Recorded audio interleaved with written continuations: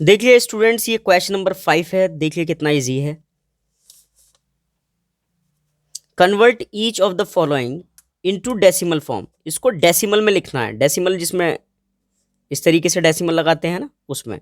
तो first part क्या है? 45 और परसेंटेज। इसको किस में चेंज करना है? डेसिमल फॉर्म में। कैसे चेंज करेंगे? देखिए 45 का तो 45 लिख दो, और इस परसेंटेज का मतलब क्या होता है?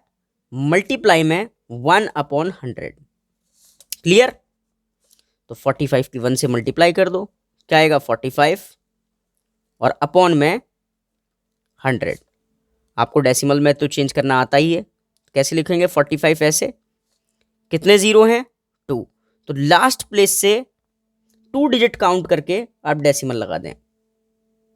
लग गया? लेकिन स्टैंडर्ड फॉर्म में लिखते हैं तो 0 लगाना पड़ेगा इधर। तो 0.45।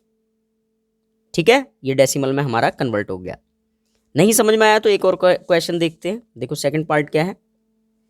127 परसेंटेज। तो 127 का तो आपने 127 लिख दिया, और इस परसेंटेज का मतलब मल्टीप्लाई में 1/100। मल्टीप्लाई कर दो 127 की 1 से, तो 127/100। डेसिमल में कन्वर्ट करोगे तो क्या लिखोगे? पहले 127 लिख दिया, कितने जीरो हैं? 2। तो लास्ट से 2 प्लेसेस देखकर 1 2 यहां डेसिमल आपका आ जाएगा। ये आपका आंसर है। ठीक है, चलिए थर्ड पार्ट समझिए। 3.6 परसेंटेज। तो पहले तो आप बिल्कुल सेम काम क्या करें? 3.6 लिख दें, और परसेंटेज का मतलब 1/100।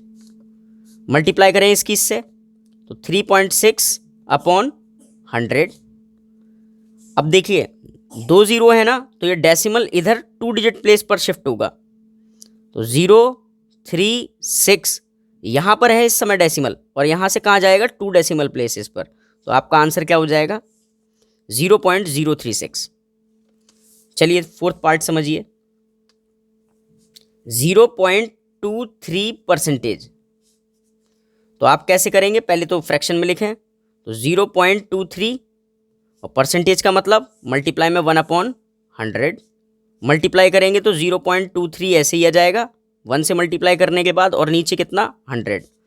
अब इधर से 2 जीरो होने की वजह से 2 डेसिमल प्लेस इधर शिफ्ट होगा। तो क्या हो जाएगा? 23 तो आप लिख दें, यहाँ था तो 1 जीरो बढ़ाएं, 1 जीरो बढ़ाएं, और ये ही हमारा आंसर है। यहाँ से 2 डेसिमल प्लेस शिफ्ट हो गया। तो चलिए नेक्स्ट क्वेश्चन पर चलें आप।